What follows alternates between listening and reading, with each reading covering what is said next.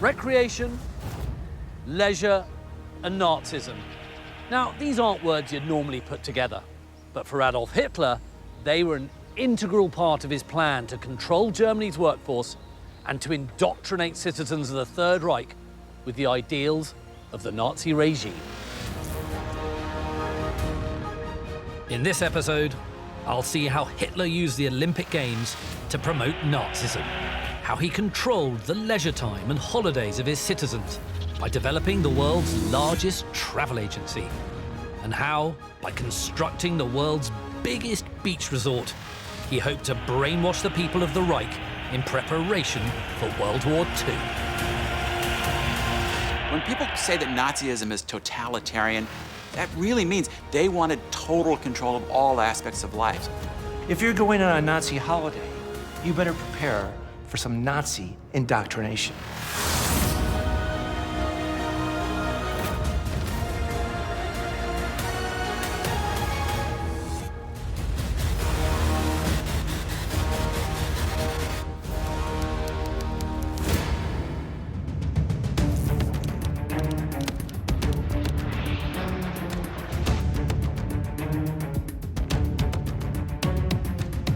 When Hitler came to power in 1933, he was keen to provide a showcase for his new Nazi regime, one that would make the international community take notice of the new Germany and to stamp his country's mark firmly on the world map. And he chose to do that with the staging of the Olympic Games.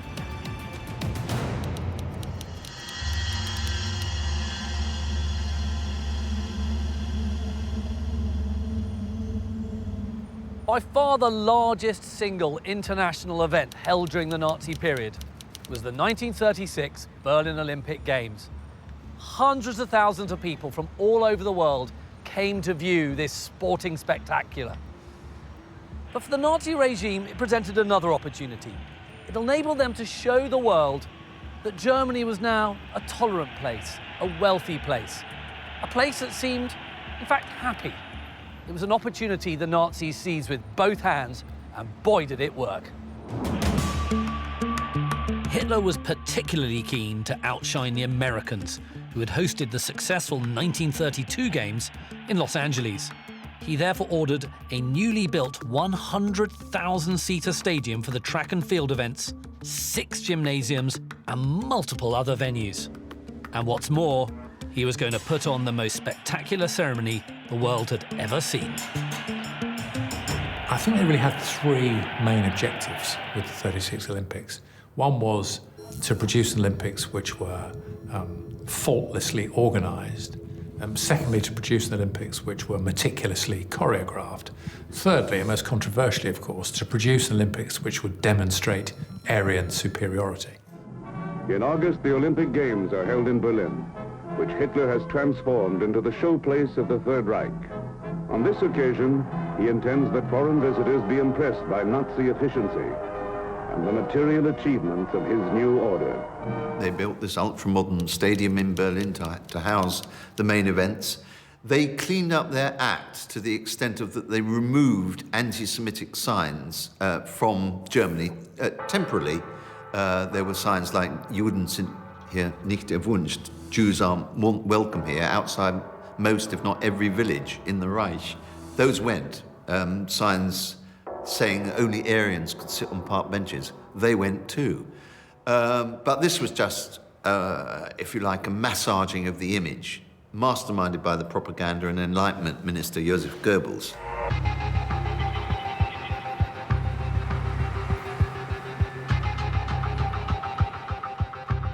The Nazis actively masked their racial views from the international community. But while black and Jewish athletes were allowed to compete in the events, the local population of gypsies in Berlin was rounded up and held in camps. So people who visited were left with the impression that the country was warm, welcoming, and peaceful. Little did they know.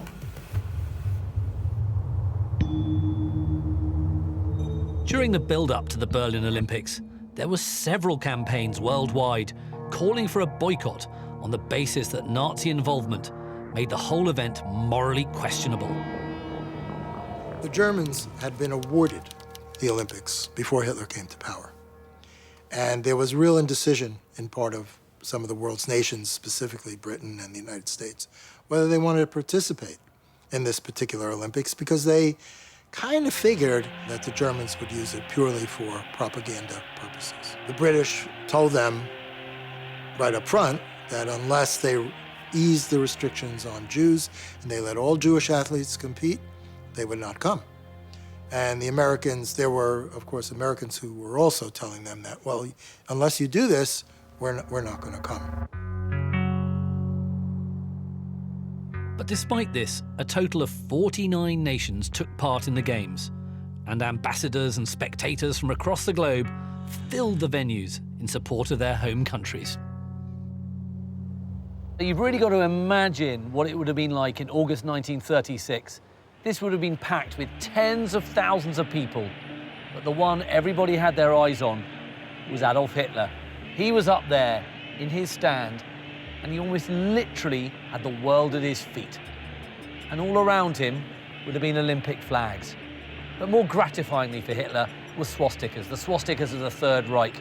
If you want a better symbol, you're not going to find it, of the fact that the Nazis were seeking to own the Games. They wanted to own the Olympics forevermore.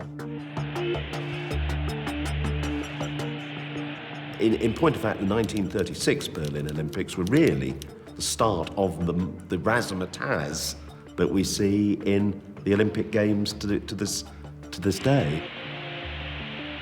Yes, I think the 1936 Olympics are probably, you might describe, the first really modern, if you like, media-savvy Olympics. It was actually the first Games that were televised. And as well as being televised, it was also the first sporting event to be broadcast live to special screening rooms throughout Berlin, while coverage of the events could also be accessed via the radio in over 40 countries worldwide. The Nazis actually developed a look for it, which probably hadn't happened before.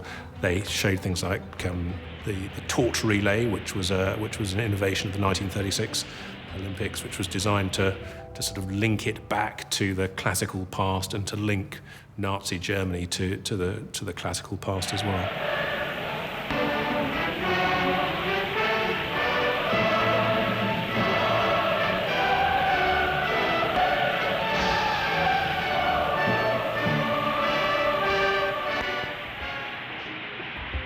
Inside the stadium, the world's greatest athletes competed for their places on the winner's podium. There were many notable achievements from the Netherlands, Hungary, and of course, Germany. But the one person everybody was watching was the USA's Jesse Owens. It was the African-American athletes that gave Hitler his problem. And they were there to compete, and they were there to win. And this was right in the face of Aryan superiority. And he did not really know how to handle this, and neither did the German propaganda teams. They didn't know how to handle the fact that African Americans were winning medals against German Aryan athletes. Olympon, Vereinigte Staaten, 10-3.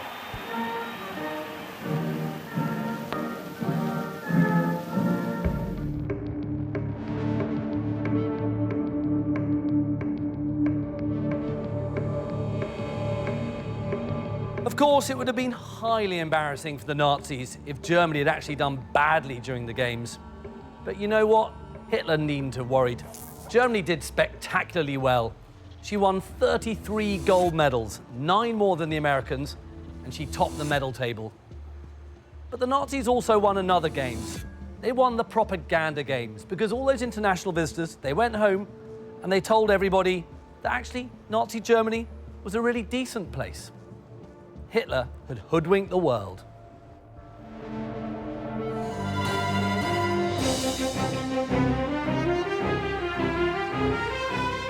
The international media were there in force, and there were a lot of international visitors. And, although there was some disquiet amongst the more observant and insightful foreign correspondents, a lot of people went away and wrote rather glowing accounts of the game. So, you know, in that sense, Goebbels and Hitler and others will have regarded it as a success. And, you know, famously, a lot of international and particularly American business visitors and American journalists went away and basically said, you know, all these things you've heard about the Nazis, actually, I think these guys are okay. The newspapers heralded them as the greatest Olympics ever. In fact, the New York Times went as far as to say the Olympic Games brought Germany back into the fold of nations. What a result this was for the Nazi regime.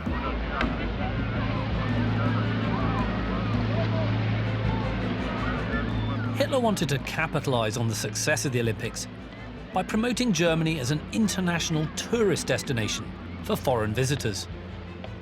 He hoped that in doing so, it would bring in much-needed money for the economy and to help towards his plans for the rearmament of the German military. Yes, I mean, part of what the Nazis were focused on during the 1930s, after they'd come to power, was the projection of their image of Germany abroad. Willkommen in der Reichshauptstadt Berlin. Berlin präsentiert sich im Olympiajahr 1936 im festlichen Flaggenschmuck.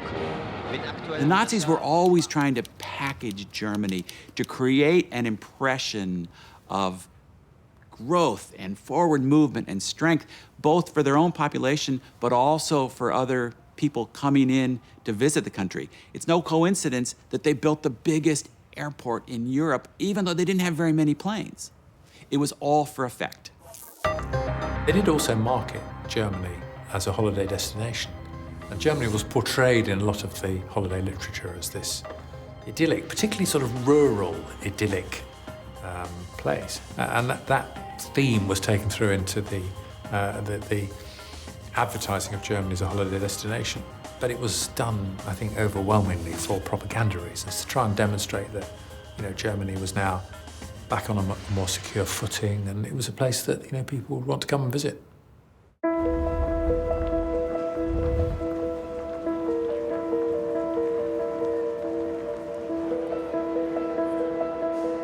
As well as advertising campaigns, they also offered favourable exchange rates and subsidised travel to and from the Reich in the hope of luring in foreign holidaymakers with foreign money. The Germans are a very hospitable race, and that sort of helped the Nazis. I think a lot of what was in the German character, and in fact a lot of the achievements of the Weimar regime, which actually had been underplayed, the Nazis capitalised upon. So the Germans were very friendly people, and that showed when foreign tourists went there. But they did a lot in the way of publicity and that, and tourist offices in most countries.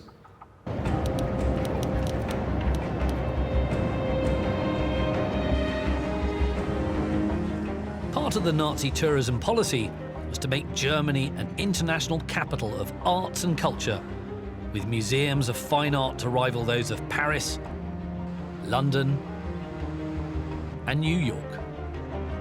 Linz was a town in Austria where Hitler had spent part of his youth, and he sometimes spoke wistfully of one day retiring to Linz with Frau Braun, Eva Braun, his mistress, later his wife. He wanted to make Linz one of the few German cities, German after the Anschluss, when Austria was conquered, that would be a special showtown of the movement of Nazism, along with Berlin, the capital of Germany, and Munich, the cradle of the movement, Bayreuth, the cultural capital, the town where Wagner, his favorite composer, had lived.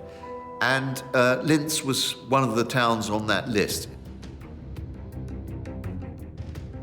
But while the creation of museums and galleries might be seen as a positive step, Hitler had intended to fill the museum at Linz with stolen art from the countries he was planning to invade and conquer.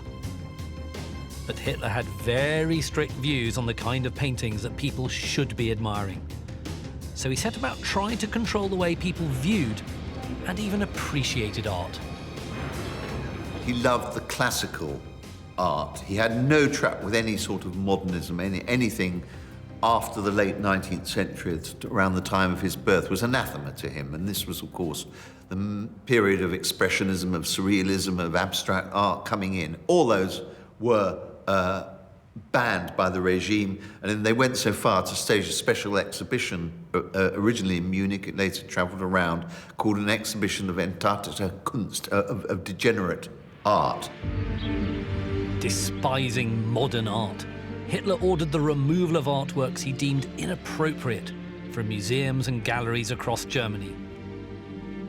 They were then to be displayed alongside other so-called degenerate works in the hope of discouraging citizens and foreign visitors from pursuing their appreciation of the growing surrealist art movement. In fact, it attracted more visitors, despite the mocking captions around the pictures and sculptures displayed, than an exhibition of official approved German art that went on at the same time.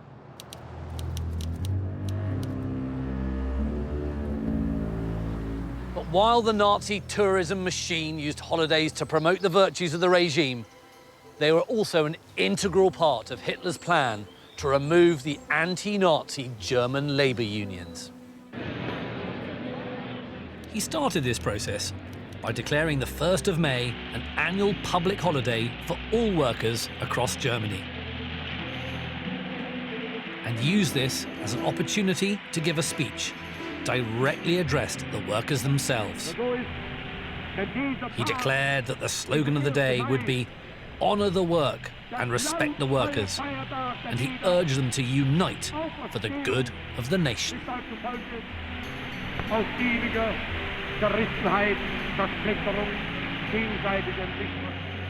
The very next day, with the workers on his side, the Nazis marched into the labor union offices, arrested their officials, and closed the organization down.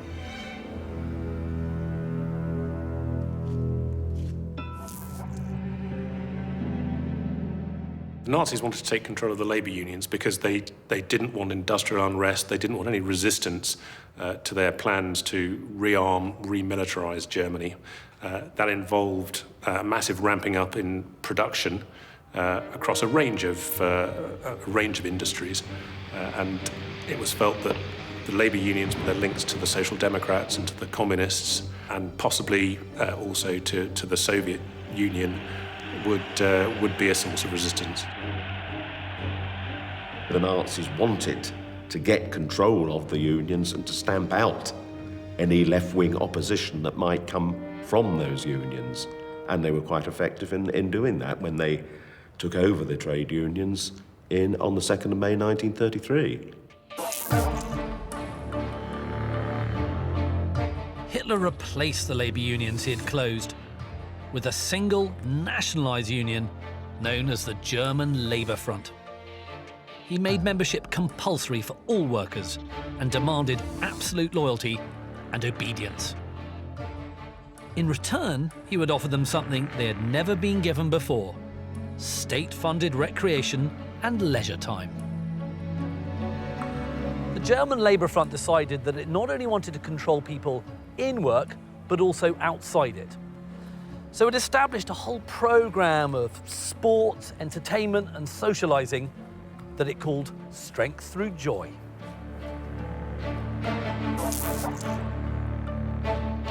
Strength Through Joy, run by Robert Ley, under this umbrella organisation called the German Labour Front. This was supposed to replace the trade unions. So German workers were not members of trade unions, but when you actually compare them with the situation of industrial workers in Britain and France, the extracurricular activities they were given made their work situation a lot better. In German, the word Freude, joy, has a rather special meaning. It doesn't easily translate. Joy was not an individual emotion. It was a collective ecstasy that came from a shared objective fulfilled. So that joy is the reward for effort. So strength through joy isn't just a sort of throwaway line. It meant the people could become people of a joyous nature if they could contribute positively to the Germany they were building. Strength through joy was a good way of giving, if you like, sweeteners to the public, but also controlling them. This was an aspect of their private life when a family went on holiday. So the Nazis wouldn't want that. They would want, at all times, the state to be the be-all and end-all for people, not the family.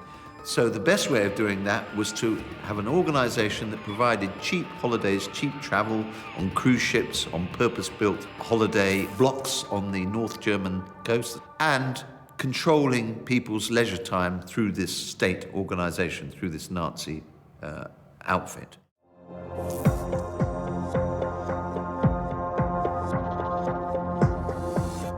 Via the Strength Through Joy organization, German workers were even given the opportunity of purchasing their own car. Having seen what Henry Ford had achieved in America, Hitler was inspired to create a robust and affordable people's car, the KDF Volkswagen.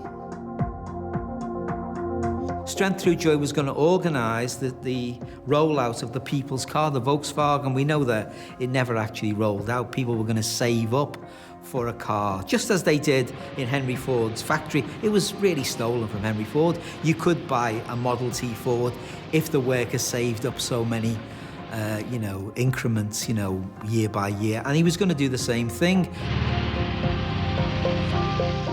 The People's Car would be made available to citizens through a savings scheme at the price of 990 Reichsmarks, the equivalent value of a small motorbike.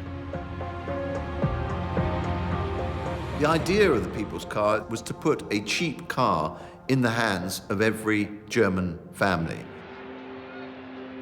Technically, it was a really great design.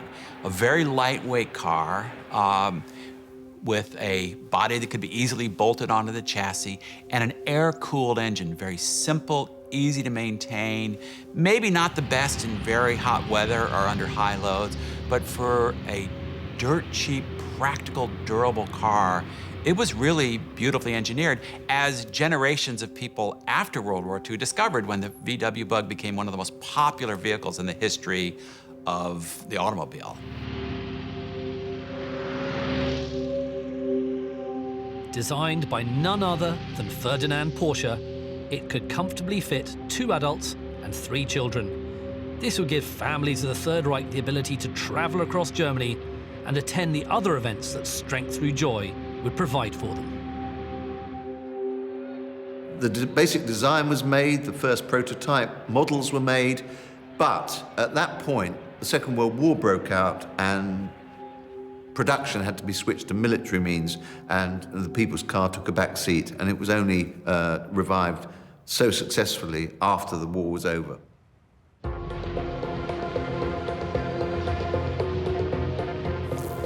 Before Strength Through Joy, the average German worker could only have dreamed of a family trip to the theatre. But under the Nazi regime, it was made accessible to them for the first time through open-air amphitheatres known as Thingplatz. Here, German citizens could see plays, performances, or classical music concerts. It was free to everyone, so long as you didn't mind the fact that all the performances were skewed towards promoting Nazism.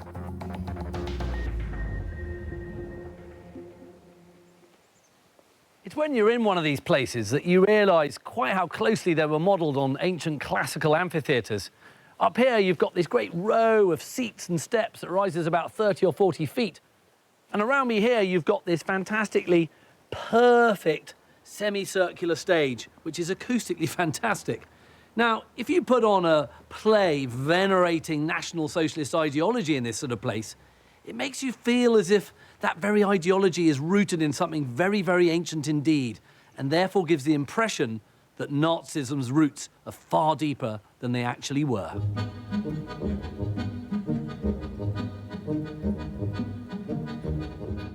In addition to this, Strength Through Joy also provided holidays for its members. And in 1937, they began construction of the first of their custom-built cruise liners, the mighty MV Wilhelm Gustloff. Launched that same year, it was 684 foot in length and weighed over 25,000 tons. big enough to accommodate some 1,900 German workers, functionaries and crew members. It would go on to complete over 60 cruises and transport roughly 65,000 holidaymakers. The holidays and the cruises were, I mean, part and parcel of the Nazi policy to keep the people sweet, the bread and circuses aspect of the regime. And undoubtedly, I mean, it worked. William Shirer, in his capacity as American foreign correspondent, goes on one of these cruises, and although he says it was very organised, much more organised than his taste, really, but he felt the German workers on the cruise were all enjoying themselves very much, and there was this feeling, well, you know, the regime is providing this for us. The cruises went to destinations such as Italy, Madeira, and the Norwegian fjords. And all food, drink and entertainment were provided for the passengers as part of the package. But while it may seem idyllic, the reality was quite different. Many passengers remarked on the strict daily routines and the lack of free time for any relaxation. It was a very controlled, activated holiday in which people wouldn't be allowed to wander off on their own, or wouldn't be encouraged to wander off on their own and do their own thing. They would do the recognised, approved things. But a key part of Strength Through Joy also was the sort of educational aspect of it. So, you know, people might go on a Nazi cruise, but they'd have to listen to a lot of Nazi lectures while they did it. They had 40 bathrooms. They had 100 showers. But they had 156 propaganda speakers. If you're going on a Nazi holiday, you better prepare for some Nazi indoctrination.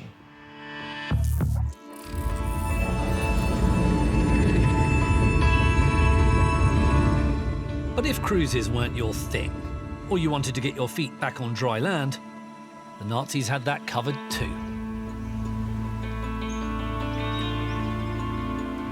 In 1936, Hitler had ordered the construction of a truly colossal holiday resort.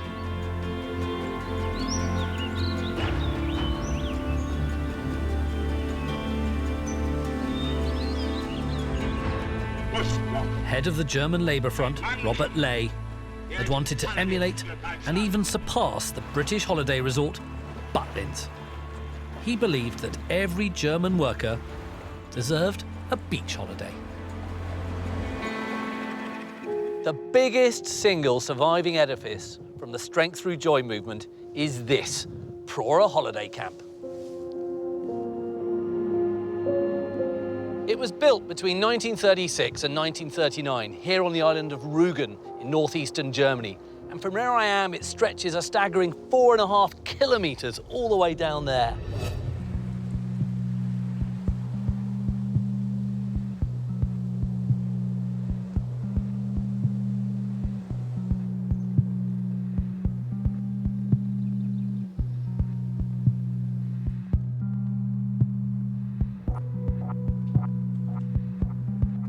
Prora was designed to hold 20,000 beds in total, with 2 in each room, which would also contain a wardrobe and a sink.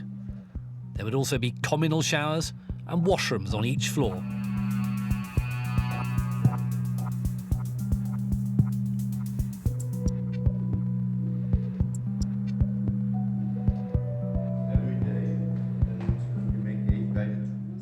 Jan Siedler is a guide here at Prora, and he's agreed to meet me to tell me more about life at this Nazi holiday resort.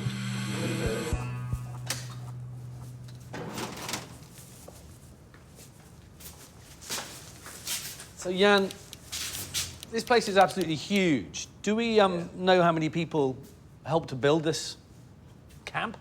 Yeah, 2,000 workers worked here in the National Socialist time. Yeah. 2,000, and were they slave laborers or forced laborers, or they were normal builders? Normal builders. Forced laborers came in the Second World War to Prora. Do you think that German people during the Nazi period would have liked to have come on holiday here? Do you think this would have been a fun thing for people to have done? Yeah, it's a paradise because make holidays only for people with a lot of money in the past. And for a worker, it was a paradise to come here on the island Rügen, on the Baltic Sea. Well, they were extremely popular, and again, this was one of the sort of the aspects of Nazi Germany that a lot of more sympathetic foreign observers thought was, something that the Western democracies could imitate or introduce. Camp, where all the facilities were provided, and where you needn't leave the region, you could be there for how many days you were. And you shared experience, families could be catered for. The idea of an all provisions holiday, all provided holiday, is really a very advanced and modern notion. And it becomes a model for so many other things. But that's a groundbreaker, you might say. For a German worker, just to be able to go on a cruise or to a beach resort was unprecedented. Nothing like this existed anywhere in Europe. But in true Nazi style, there would have been little time for the holidaymakers to relax. So do we know what the typical day would have been like for the holidaymaker here? Yeah, the holidaymakers haven't free time. It's all, you have to go from one program point to the next. You have to go to reports about Adolf Hitler or something like this. Swimming, go to the flag parade. That was the idea behind the holiday. It's no free time. You have to make holiday with the community because the community can say this is not a National Socialist person, so we can took him out of the community. So in a way, it's like brainwashing, isn't it? You're making everybody think and behave in the same way. Yeah. Adolf Hitler's idea was to motivate them for the war. There was a great emphasis on sport and on control of all leisure time. It would be like, if you like, a militarized version of Buckland's holiday camp, that the idea that you must be at all times active. And if you were active in a Nazi organization, if you were doing organized gymnastics, that was all the better. Anything against the private sphere, when ideas contrary to the Nazi ideology might prosper, was to be encouraged. So, again, another instrument of control. When people say that Nazism is totalitarian, that really means they wanted total control of all aspects of life. So that was everything from how women had babies to what kind of sports children would play, right up to how you worked, what associations you had. It all had to be organized in one coherent model in service of Hitler and the state.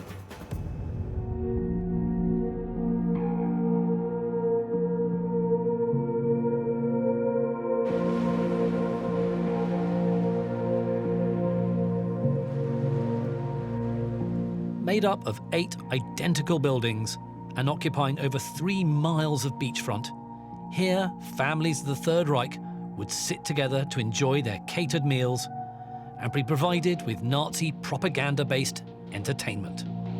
Strictly scheduled, there would be little in the way of downtime or individual activities. Everything was designed to be done in groups, and participation was mandatory. Were there other camps similar to Prora? From this seaside resort, the plan was to build 5 of these, all of them on the Baltic Sea, but only Prora was built. The Strength Through Joy organization organized other holidays? Yeah, other holidays in all of the Germany parts. You can go walking, you can go to the North Sea, you can go make holiday in Bavaria or something like this.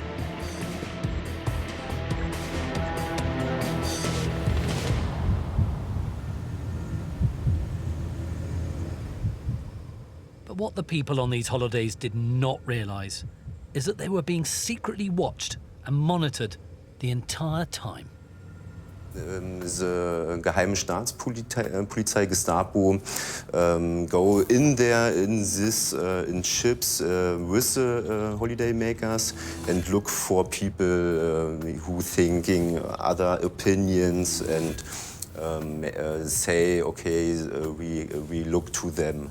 So, just to make this clear, the Gestapo would have been here on Prora or on Strength Through Joy cruise ships, keeping an eye on the holidaymakers. Yeah. It was so since Strength Through Joy was created that the Gestapo were there in these programs. And the Gestapo would not have been wearing big coats and hats. They would have been like normal holidaymakers, spying. Normal holidaymakers. And after this holiday, they wrote a report, and this report goes to the central station.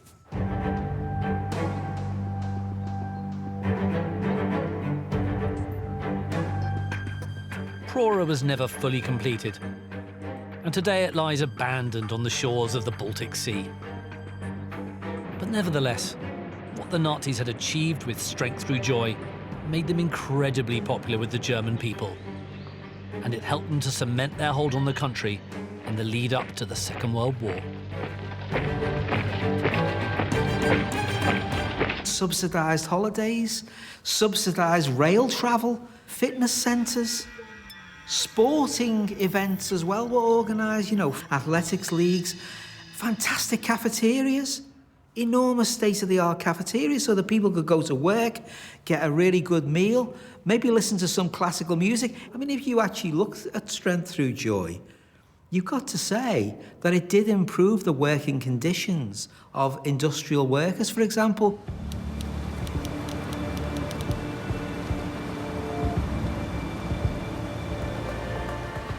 In 1938, 180,000 Germans had been on a cruise. 3 million had enrolled in evening gymnastics and physical education courses. And furthermore, just 2 years before, the 1936 Berlin Olympics had been an absolute triumph for the Germans because it had seemingly shown the country to be prosperous, and the international community had seen a country that seemed to be at ease with itself. So if you were an international observer around this time, you would have looked at Germany and thought, well, the National Socialist regime was good for this country.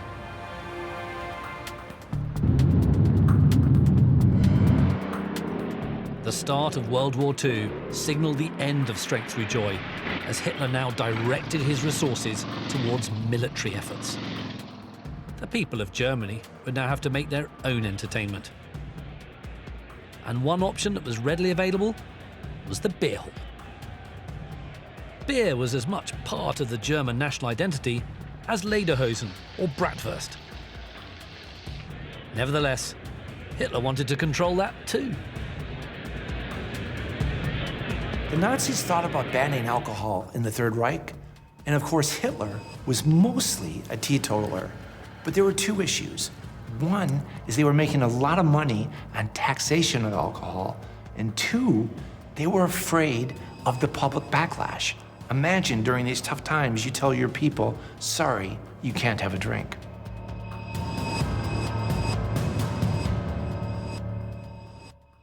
The Nazis also had very strong policies when it came to what their citizens were supposed to eat. It was considered the duty of every German to protect their health and to guard against disease so that they could be productive members of the community. So, with that in mind, the regime published extensive dietary guidelines as pamphlets and propaganda campaigns. So what was in and what was out? Out is everything here. Eating meat, certainly a little bit in moderation, but not very much. Same with alcohol, just a little bit. Then you also had white bread. That was most certainly out. And what was also out was butter. Then, on this side of the table, you have everything that the Nazis wanted their citizens to eat. So plenty of fresh fruit and vegetables, potatoes, brown bread, grains and pulses, and all cooked in olive oil, and certainly not with the hated butter. Ironically enough, everything on this side of the table was what Hitler liked to eat.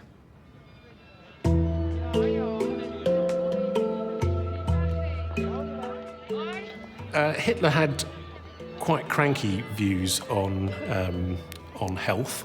Having lived a rather sort of louche life in Vienna before the First World War, where he was a heavy smoker, a drinker, in later life he became a vegetarian.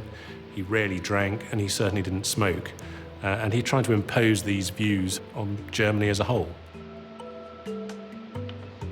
The Nazis promoted a diet that really had very little meat. It was all about fresh foods, free of preservatives. Now, they also believed that cooking was bad, and they promoted raw foods, which is actually a good thing, but they did have some prejudices about certain types of food. For instance, whipped cream was too pretentious. And of course, if you overate, that meant you were a traitor of the state. Butter consumption in Germany was much lower, half the amount of Britain, and even worse when you put it against America. Steak, beef consumption 3 times greater in America, twice as great in Britain. And in Germany, a vast majority of their diet is potatoes and bread. I mean, Goebbels made the famous statement, we've got to put guns before butter, but people weren't getting butter in Nazi Germany. Although, of course, the propaganda would suggest, they're rolling out this wonderful master race. As we can see, in terms of the food that they ate, they were on a very limited, restricted budget all the way through the period before the Second World War, and people were much better off in Britain. The German ideal for their the countryside was reactionary, really, a throwback, a back to the land movement against much mechanization. Hitler had an idealist picture of happy, shining, happy peasants on their farms, harvesting in a natural way organic crops. But by and large, I think the Nazi ethos as regarding food and diet was quite a healthy one, but one that would encourage self-sufficiency in Germany. As far as possible, the Germans would eat, drink German products. With the onset of war, holidays and leisure were soon replaced by death and destruction. So instead of becoming a place where tourists would take their vacations, Germany was now seen as a place of evil, a country to be feared and avoided. As the factories moved to the production of armaments, not one single German worker ever received their so-called people's car. The only guests that stayed at the beach resort of Prora were the Nazi troops that were billeted there. And the Wilhelm Gustloff luxury cruise liner, once the flagship of the Strength Through Joy movement, was attacked by a submarine while evacuating German troops and civilians from Prussia, killing nearly 10,000 passengers, the largest single naval disaster of all time.